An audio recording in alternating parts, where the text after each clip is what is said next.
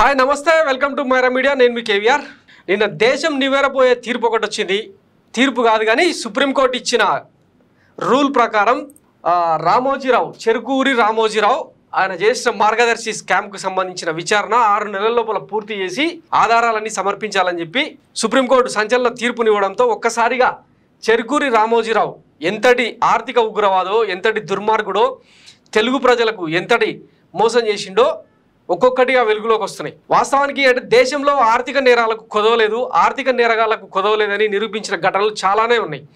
మొన్న 100 కోట్లు చేతులు మారినాయని చెప్పి ఢిల్లీ లిక్కర్ స్కామ్లో ఢిల్లీ ముఖ్యమంత్రి అరవింద్ కేజ్రీవాల్ను తెలంగాణ ఎమ్మెల్సీ కల్వకుంట్ల కవితను సీఎం కూతురుగా అంటే మాజీ సీఎం కూతురుగా కల్వకుంట్ల కవితను అరెస్ట్ చేసి ఈడీ విచారిస్తున్న నేపథ్యంలో ఇంత పెద్ద ఆర్థిక ఉగ్రవాదైన చెరుకూరి రామోజీరావును ఎందుకు ఈ వ్యవస్థ పట్టించుకోలేదు అన్నది ఇప్పుడు ఆసక్తికరంగా మారింది. వాస్తవానికి ఈ ఈడీలు బోడీలు ఇవన్నీ కూడా అంటే ఎంత కామెడీగా పనిచేస్తాయో రామోజీరావు మరొక సహారా సుబ్రతో రాయ్ లాంటి వాళ్ళని చూస్తే అర్థమవుతుంది. ఒకసారి అంటే ఎట్లాగూ తెలుగు ప్రజల నోళ్ళల్లో తెలుగు ప్రజల మదిలో చెరుకూరి రామోజీరావు పచ్చల పాపారావుకు సంబంధించిన ఆర్థిక నేరాలకు సంబంధించి తెలిసిన చరిత్రనే. ఒకసారి వీళ్ళిద్దరిని కంపేర్ చేసి కనుక చూస్తే 1974లో ఈనాడు గ్రూప్స్ పేరుతో సంస్థలను స్థాపించి ఒక పెద్ద ఆర్థిక సామ్రాజ్యాన్ని నెలకొల్పిండు రామోజీరావు. కాలక్రమంలో మార్గదర్శి చిట్ ఫండ్స్ ప్రైవేట్ లిమిటెడ్ని స్థాపించి డిపాజిటర్ల దగ్గర నుంచి వేల కోట్ల రూపాయలను సేకరించి వాటిని తన స్వార్థానికి తన సంస్థల్లో పెట్టుబడుల కోసం వినియోగించిన దాష్టికం 2004 తర్వాత అంటే అంతకు ముందే ఉన్నాయి ఓ చార్మినార్ బ్యాంకు ఓ కృషి బ్యాంకు లాంటి ఎన్నో చిట్ ఫండ్ ప్రైవేట్ కంపెనీలను నిట్ట నిలువున ముంచిన ఘన చరిత్ర రామోజీరావుది. అంటే తన మార్గదర్శి ప్రైవేట్ చిట్ ఫండ్ కంపెనీని ఎదుగుదల కోసం చిన్నా చితక ప్రైవేట్ కంపెనీలన్నింటినీ కూడా తన వార్తాపత్రికల్లో కథనాలు రాయించి డిపాజిటర్లలో ఆందోళన రేకెత్తించి మూసేయించాడు. ఈ వ్యవస్థలను వాడుకొని తన చెప్పు చేతల్లో ఉన్న ముఖ్యమంత్రులను వ్యవస్థలను వాడుకొని వాటి మీద రైడింగ్స్ చేయించిన ఘన చరిత్ర రామోజీరావుది. కానీ తాను చేసిన ఆర్థిక ఉగ్రవాదానికి మాత్రం ఇప్పటిదాకా శిక్ష పడలేదు.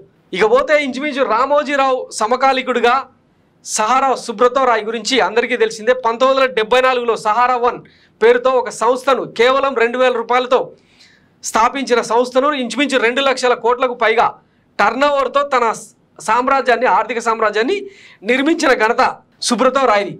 ఎంటర్టైన్మెంట్, మీడియా, రియల్ ఎస్టేట్, ఇతర వ్యాపారాల్లో తన సంస్థల్ని తీర్చిదిద్దిన the great businessmen Sahara Subrata Roy.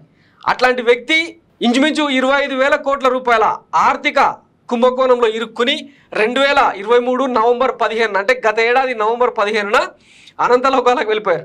ప్రపంచవ్యాప్తంగా ఇంచుమించు 1.5 కోటి మంది ఉద్యోగులు కలిగిన అతిపెద్ద ఆర్థిక సామ్రాజ్యానికి అధినేత సుబ్రతో రాయ్. అలాంటి వ్యక్తి 2011లో సెబీ నిర్ధారించిన స్కామ్ కారణంగా అంటే వేల కోట్ల రూపాయలను డిపాజిట్లు తీసుకొని జనం ద్వారా ఇంచుమించు 9.5 కోట్ల మందికి పైగా సహారాలో పెట్టుబడులు పెట్టారు.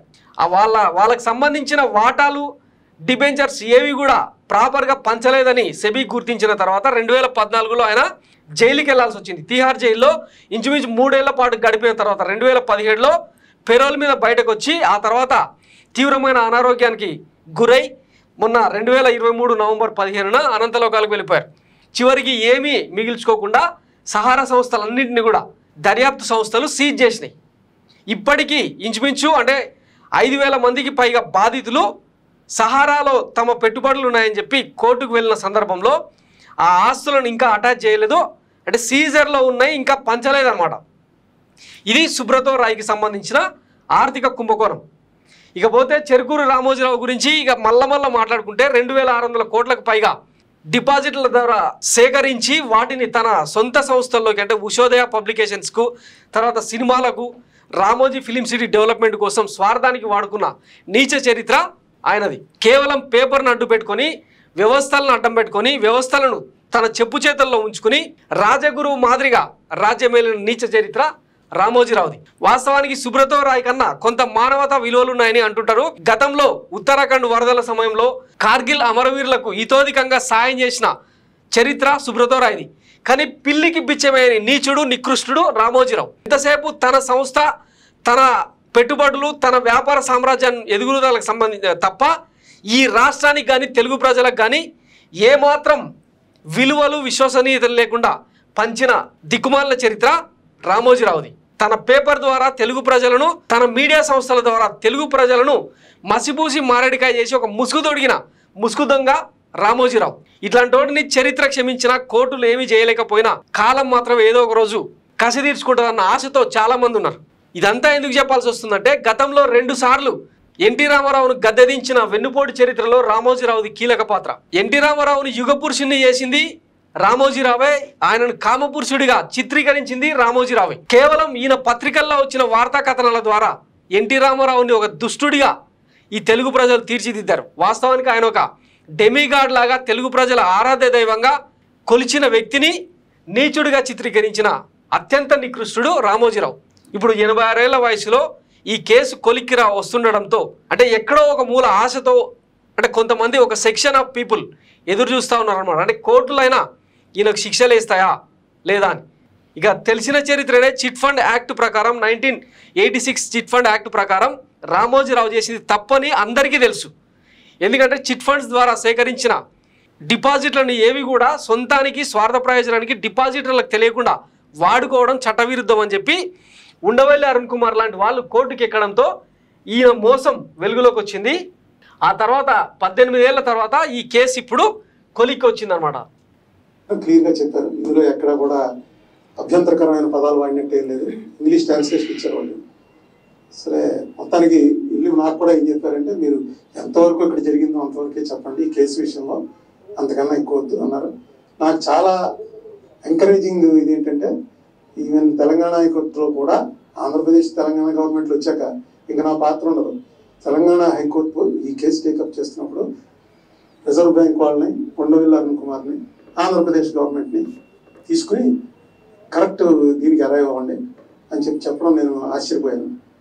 ఇది ఒక, నేను అనుకోవటం, నా ఉద్దేశంలో ఈ దేశంలో చట్టం, న్యాయం ఉన్నాయి. లేట్ అవుతుందేమో కానీ justice may be delayed but justice will not be denied అని ఇవాళ ప్రూవ్ అయింది. రేపు హైకోర్టులో స్టార్ట్ అవుతుంది. 6 నెలలుగా పూర్తి చేయాలన్నారు. తొందరగానే పూర్తి అవుతుంది. Government of Andhra Pradesh, Telangana government కూడా లెటర్ రాస్తాను. గతంలో ఇలాగా మీ పబ్లిక్ ప్రాసిక్యూటర్ గారు ఏం మాట్లాడలేదు, ఇప్పుడు కరెక్ట్గా పంపించి చట్టం ఏదో అది చెప్పమానండి.